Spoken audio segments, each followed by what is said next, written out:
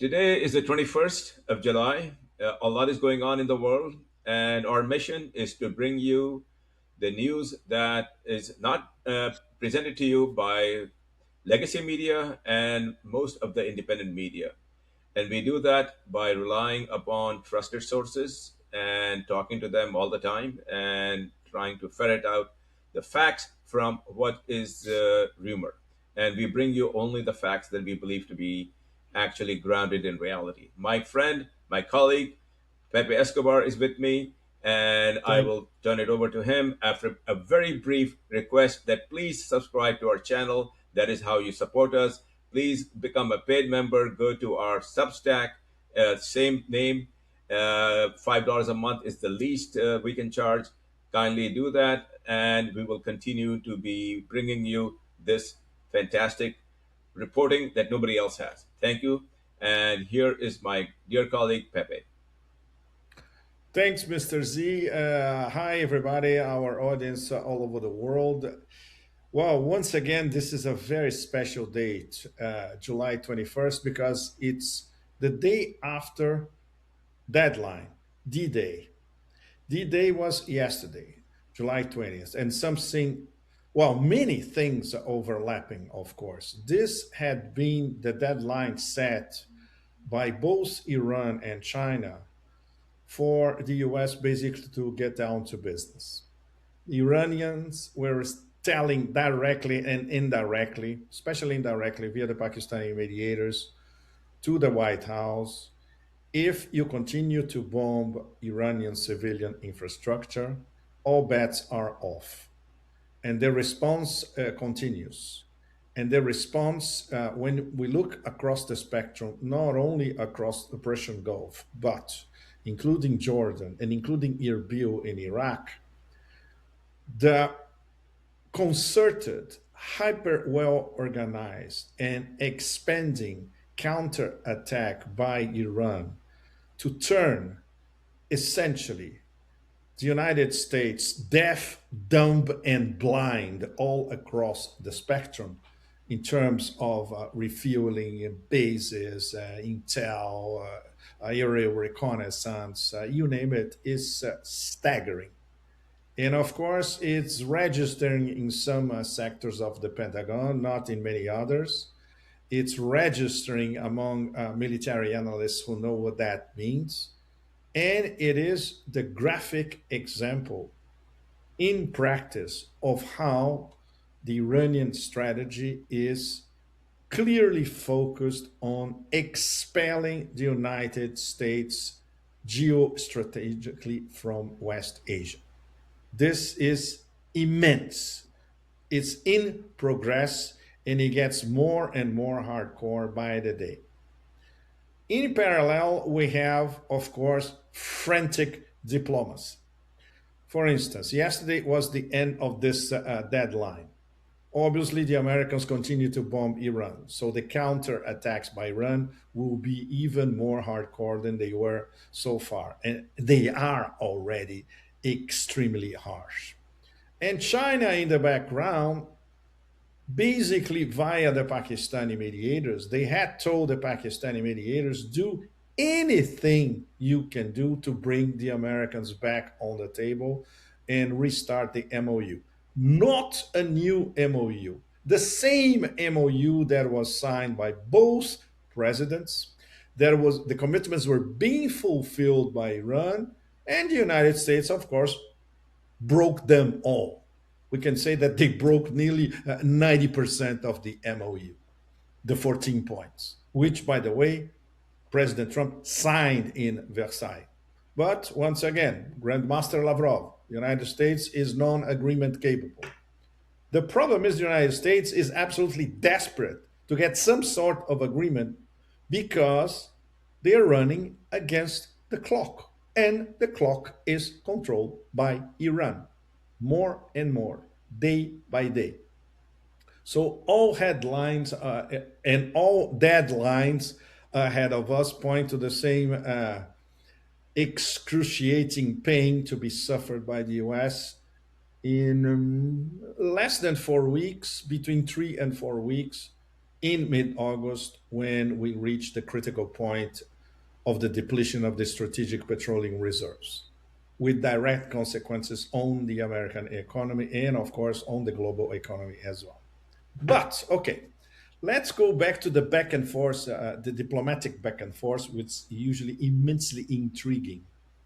Consider the mission that has landed in Iran and has met today with the top leadership in Pakistan from Iran, led by Interior Minister Momami. He met with, okay, Pakistani Prime Minister Shehbaz Sharif. He met with Munir, Field Marshal, special meeting. He met with his counterpart, Mokshin Naqvi, the Pakistani Interior Minister. But the most important element, and I posted a photo on my X account, of course, it's not the exact moment, but it's an immensely interesting photo because we have Momami and Asim Munir sitting side by side and actually actively discussing something. What is this something?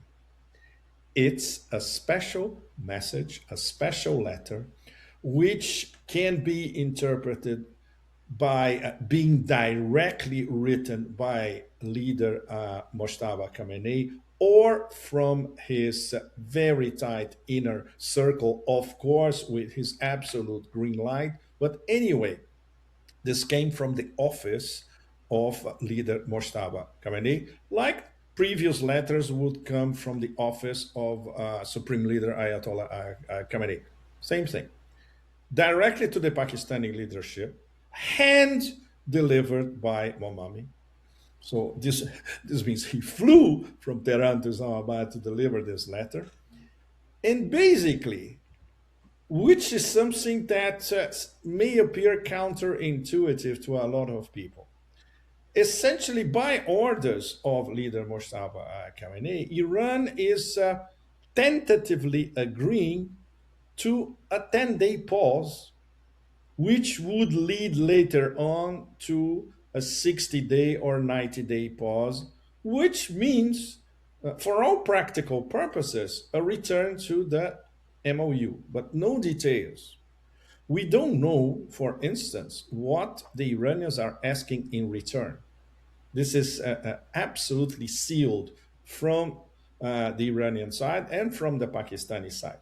So for Iran, for Moshtaba Khamenei to agree to something that was proposed essentially by Pakistan and Qatar with full Chinese backing, let's try at least a pause in the middle of all this madness.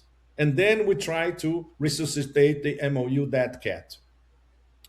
Apparently, the leadership in Iran agreed to the idea. But of course, they demanded something in return, and nobody knows exactly what they demanded in return. Essentially, what they are demanding, not very complicated, that the Americans fulfill their commitments. Because after all, it's still the same MOU. There won't be any additions or addendums or footnotes to the 14-point MOU already signed by both presidents. This means the Americans should go back to the table. Will President Trump agree to that? Quite unlikely. So far, the echoes that we have from the White House is that he already vetoed, and we have the usual officials, doing their dance around the Western mainstream media, saying that this 10-day pause is illogical.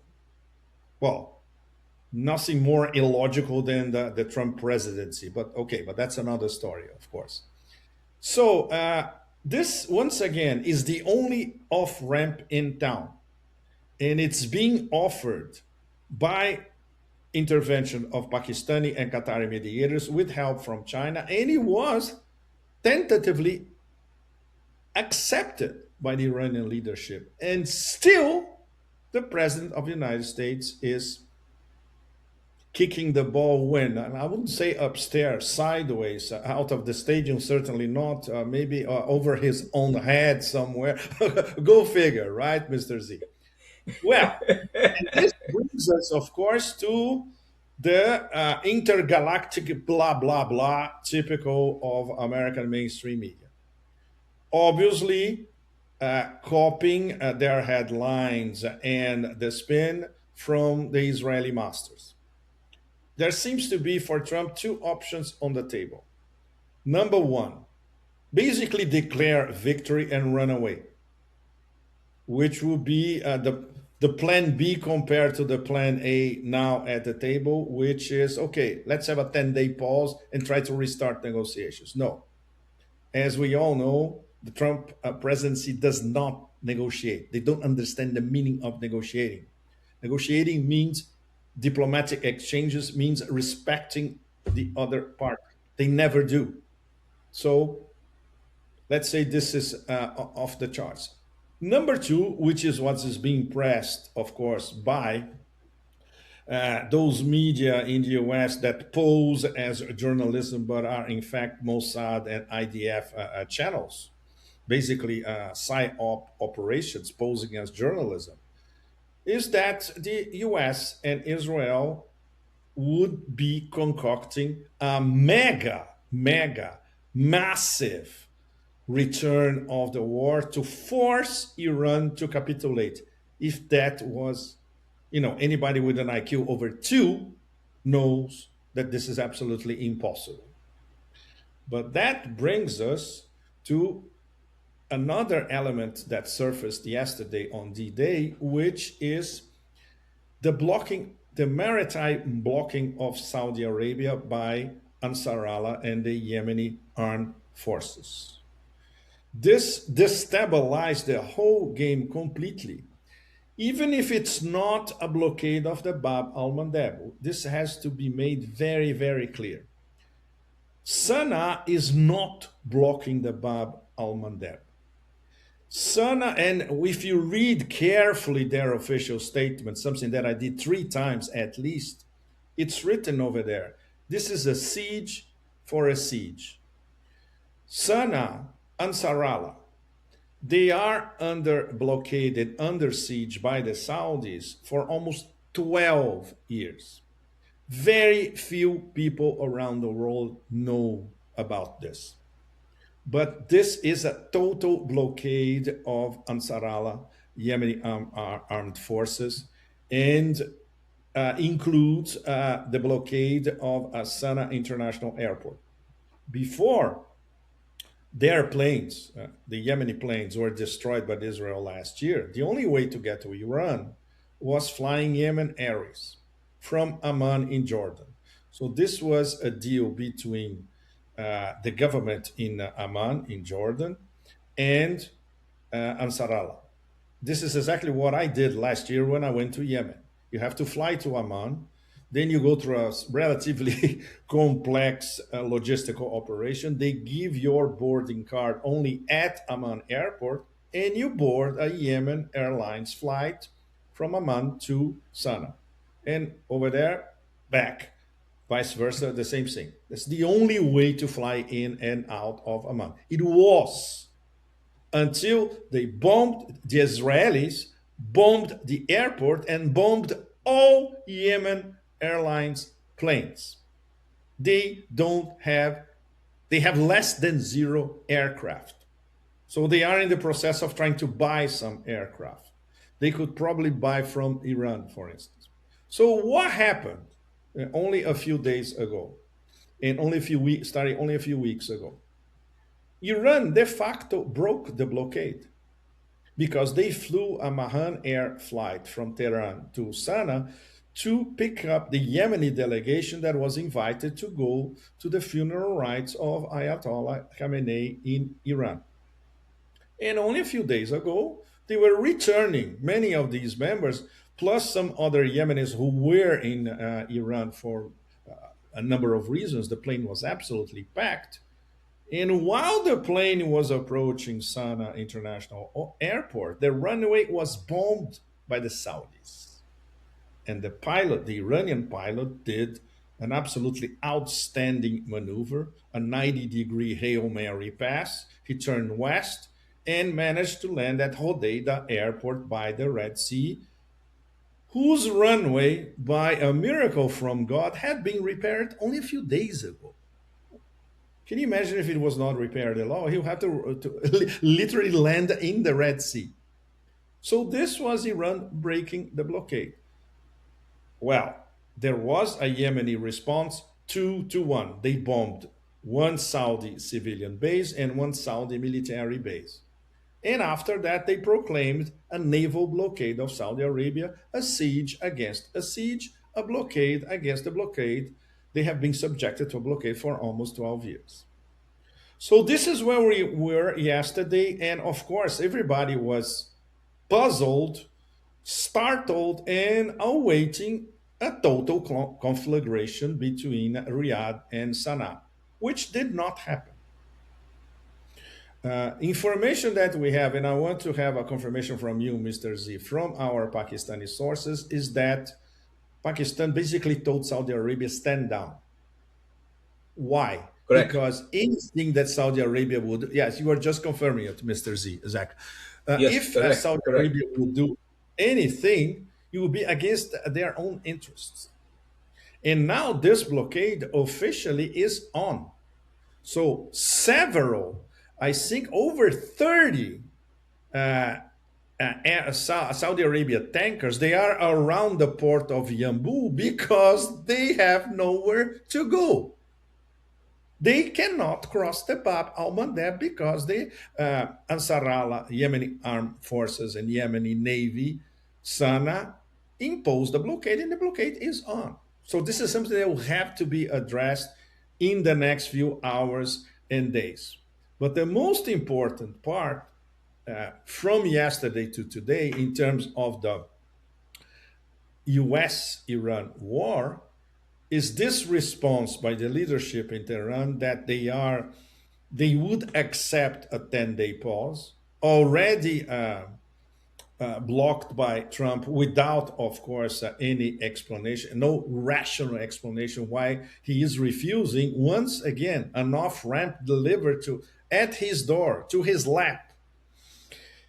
And of course, what will happen in the next few days, apart from a possible massive preparation for some sort of massive operation against Iran with the help of Israel? And then all bets are off, and this will be the culmination of the escalation ladder, which has been escalating nonstop for over a week now. So, this is where we are at the moment. Is there a glimpse of rationality on the horizon? Yes, there is. Even though Iran runs the clock, even though Iran will never abdicate from their control of the Strait of Hormuz. And at the same time, Iran and the US both know that the key, absolutely key, geopolitical factor in the whole war is about the Strait of Hormuz.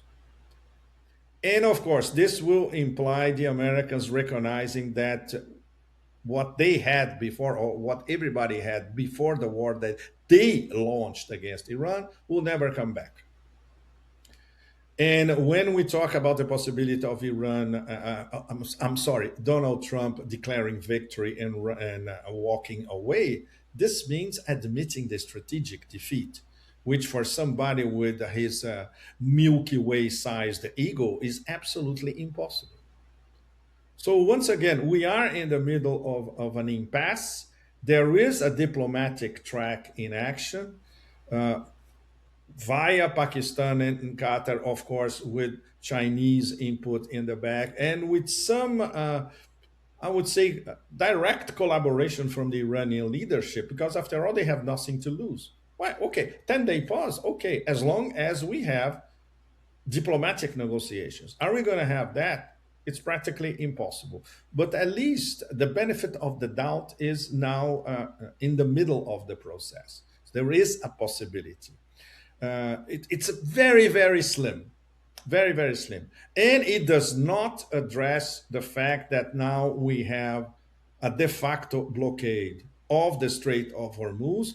And of course, in terms of the Bab al Mandeb, the blockade that matters. Okay, even if other tankers can cross the Bab al Mandeb back and forth, the Saudis cannot.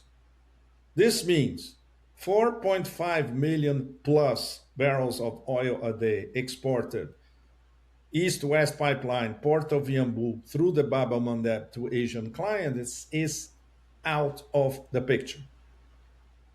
So this is, let's say, if the Bab el Mandeb is the Yemeni's nuclear card, they played, let's say, a half nuclear card so far, with the possibility of escalating if, of course, there is an American attack, a massive American attack, especially against uh, even more Iranian infrastructure. And something that I had the privilege to confirm with one of my top Yemeni sources and who became a friend since last year when I visited. He explained to me why now. Everybody knew and know that blocking the Bab al Mandeb is a nuclear card. The Yemenis were keeping it for the last minute. Why now, and why now only against the Saudis? This is not against everybody. He told me because Yemeni intel, side by side with Iranian intel, they talk to each other all the time. And once again, unlike absolute idiots in American mainstream media who say that Sana needs to wait for an order from Tehran to do this and that. This is now how things work in practice. The few of us who have actually been to Yemen, to Sana and Sada in my case, and talked to members of the political council of Ansar Allah. There are 11. As far as I remember, I talked to at least five of them. And they explained to me in detail how decisions are made in Yemen. It's a very complicated process and involves everybody. Involves leader Abdul Malik Al Houthi, involves the political council, and involves their parliament. Only when a very fateful decision goes through examining in these three different spheres and comes back to Abdul Malik Al Houthi, then they implement it, which was the case with this siege for a siege.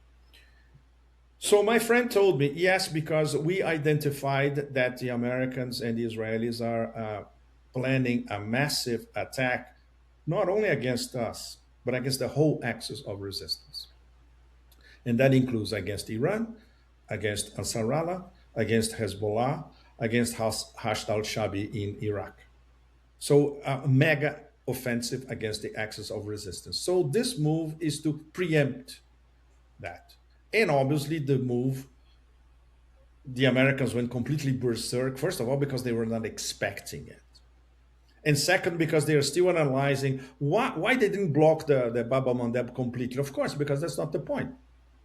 It's very specific. They are trying to blockade a blockade. And there is an MOU between Sana and Riyadh. So Riyadh broke the MOU that they had with Sana with the bombing of their airport. So now the Yemenis are perfectly, they have the perfect, it's absolute, they have the rights to block the Saudis. And this will have to be resolved diplomatically. By whom? By Pakistan? We don't know. Could be. But Pakistan, of course, for the moment, the position is a bit. Pakistan was caught. Nobody was expecting this move, especially yesterday, out of the blue, literally. And now Pakistan, which has a military pact to Saudi Arabia, they have to tell the Saudis, look, you brought this on yourselves, and don't drag us into your problems like this. You caused this problem to yourself. You have to try to solve it diplomatically. We can help you to solve this diplomatically. But don't expect us that we're going to start bombing Sana tomorrow just because we have a military pact with you. It's completely absurd. So I think this may give all of you a glimpse of the complexity and how dangerous the situation is, even if we have a few, I would say, a very, very slim on the razor's edge way out, which for the moment is not being accepted by the President of the United States. Mr. Z, take it away, please. Well, I could not have said it better. Thank you very much for that excellent analysis about the entire region. I do have something to add, though, Pepe, because Of as course. all audiences know, and you know, I have the privilege of talking to some people who are very close to what is going on in Islamabad. And just before we came on the air, I was speaking to one of them who, in fact, has good information. And he told me that the softening from the Iranian side of their very hard position is that, yeah, Yes. we are going to consider the 10-day pause. However, big Hmm. however, no promises performance on the first day. The first day. If we come to the table and we say this is a 10-day pause, you are going to perform that day. That day. Absolutely. And Now, that would include, for I instance, relieving sanctions, yeah, frozen, everything, freezing everything. assets, everything. So, Yes, please go ahead. so this is our major insight into what is going on in Islamabad as we speak, literally as we speak.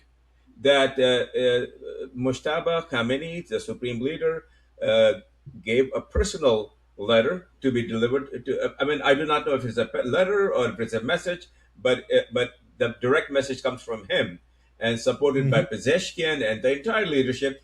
Yeah, you talk about a 10-day pause. You want us to do that? Okay. However, can you perform to Trump? Can you perform? And this is Hmm. where things are.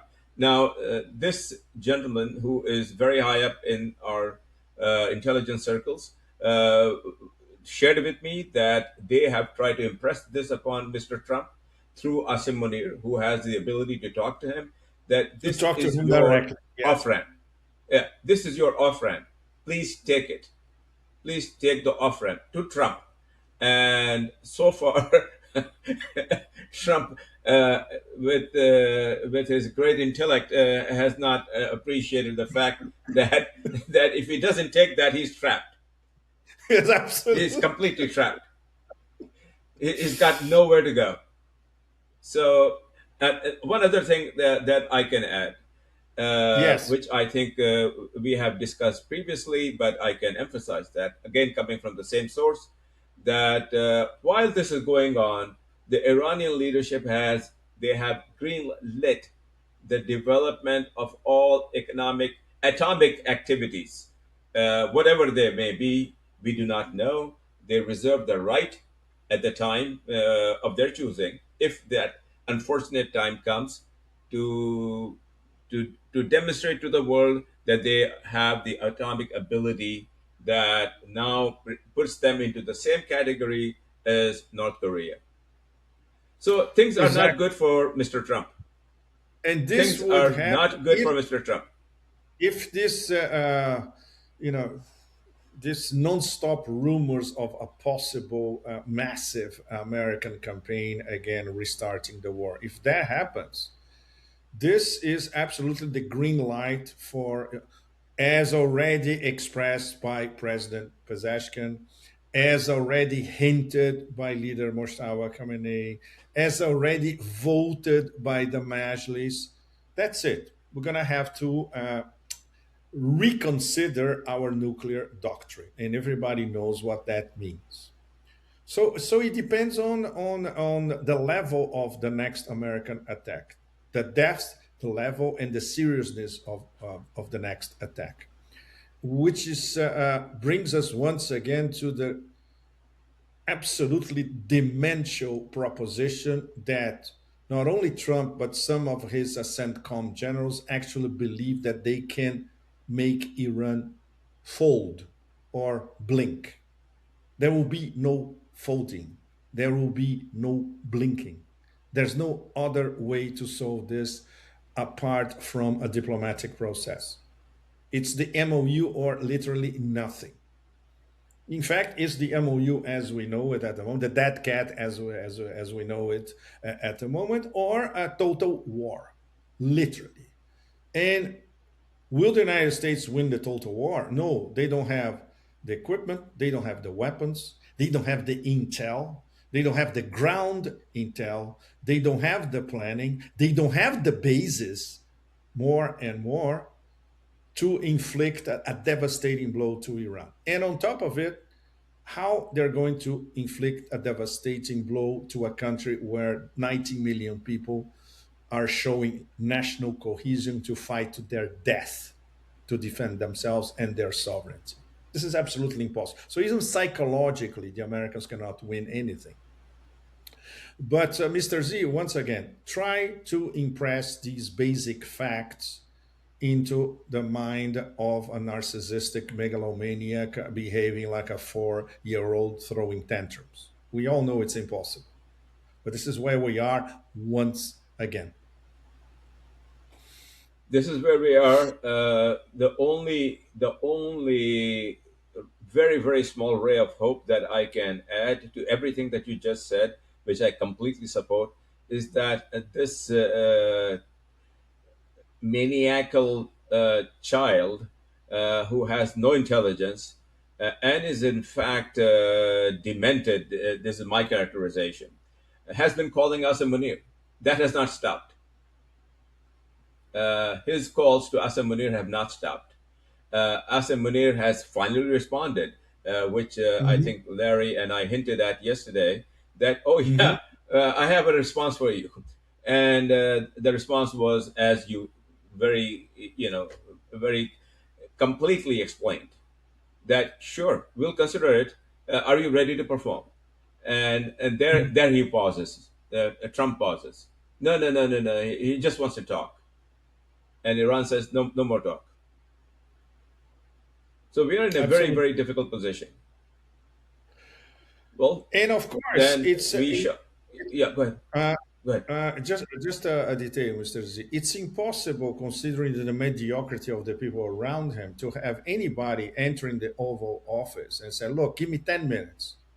I need to explain to you back to back what's going on in Tehran and why anything you do apart from returning to the table is going to return against you." There's nobody able to do that.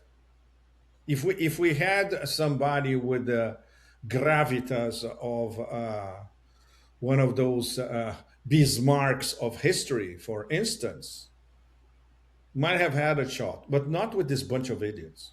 Absolutely impossible. And obviously, we also know that Trump doesn't listen to anybody, only to his own ego and to the mafia grifter tactics that he learned from Roy Cohn. That's it. So it's a vicious circle. And even with somebody that he clearly respects. We all know that Donald Trump respects field general Munir. He calls him my general. Huh? There are very, very few people in the world which enjoy, he can pick up the phone and talk to Trump anytime he wants, and Trump will listen to him. So he is, in fact, the messenger of the last resort as it stands. Trump is not going to listen from anybody from the West. He's not going to listen from anybody among this bunch of absolutely ridiculous monarchical leaders in the Persian Gulf. He's not going to listen to China about it. Even if the Chinese would pick up the phone to tell him, "Look, it's interest of the global economy for you to stop it." The Chinese are just watching the river flow, and they're watching the cadaver of the enemy floating by once again. So the only one that could save him from himself is Assim Munir. This is where we are now. In practical terms, this is where we are. I totally second that. By personal knowledge, I've Mm. been privileged to have the knowledge, grateful for the knowledge, but I completely second that. That is where we are. That is exactly where we are. I can even, for our audience, detail how we got there. Trump was calling Asim Munir last week, constantly calling him, Mhm. and Asim Munir Mm. did not respond. Said, "Yes, yes, yes, I will get you an answer." And he waited until Arakshi came and visited Islamabad. I think two days ago or 3 days ago, and then Mhm. had consultations. But then Arashki said, wait until Mumini comes because he's carrying a message Right. for you. So Carrying a now, message. in the last day, yeah, in the last day, he responded. He said, "Okay, I have an answer for you. The answer is, yeah, they will consider a pause, but you must perform that day, that very day." Mhm. And then Trump blinked. So, no, no, no, no, no, no, no. We just want to talk. And the answer quickly back, right away, no, no, no, no. This is where we Of are. course not. So in fact, this answers our question of what did Iran ask in return to agree to the 10-day pause? Very simple. You start fulfilling your commitments to the MOU from day one, from hour zero. In fact, Yes, yes, yes, yes, and yes. Yes, yes, and yes. This is the and of answer. course, and of We course, in agree. Tehran, they, We agree. yeah, You start performing. exactly, and of course, in Tehran, they know that Trump will never do that. And they're ready. And they are And they're not going to ready, back down. Yeah, they're of course. absolutely ready. Something we can confirm, something we know, something we have verified over and over and over again. They will not back down. You're right, and Absolutely not back down. I had the opportunity to confirm with my Iranian friends. It's absolutely the same thing. They have the finger on the trigger. They have no illusions. And if the Americans Yes, want to go for a second round of war, which they will lose anyway, Iran is absolutely ready, back to back. yes. And we can say furthermore, if that happens, uh, at the end of that conflict, whatever that may be, no more American bases, period. Period, Well, period, they period. are being methodically Yes, exterminated all across the spectrum. It's yes, in fact the Iranians are bombing the same bases over and over again, day after day. yes. They And they will have been severely they will reach degraded. a point where they Severely will be degraded. completely destroyed. Yes, they will be completely destroyed, Yes, all of them. Apparently, of 20 bases or so, only four, at least maximum four, are still relatively functional. yes. Yes, my information confirms the same thing. My information Mhm. also says that some factions of the Iranian leadership close to Moshtaba actually want that to happen, for this guy to restart hostilities so that they can finish the job. I mean, those are their So words they to can me finish the job from my context. faster, faster. Yes, Yes, absolutely. yes, Yeah. yes, yes, yeah. I mean, I heard this as recently as about maybe 2 hours ago from my Pakistani counterparts, that some Okay. people close to Mushtaba say we don't want this guy to accept this softening position of ours. We want him to take the hard position so we can finish the job now. This is where we are, Mr. Z, folks. This is where we are. Mr. Z, Mr. Z, Yes, one last question, which is basically a reconfirmation.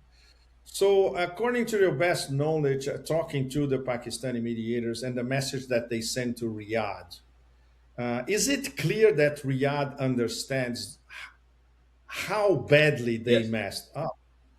Yes, yes, I I see. can confirm Mhm, that. I can confirm mhm. that they came to the Pakistanis, and the response from the Pakistanis was very, very clear. No, we're not going to get into this fight.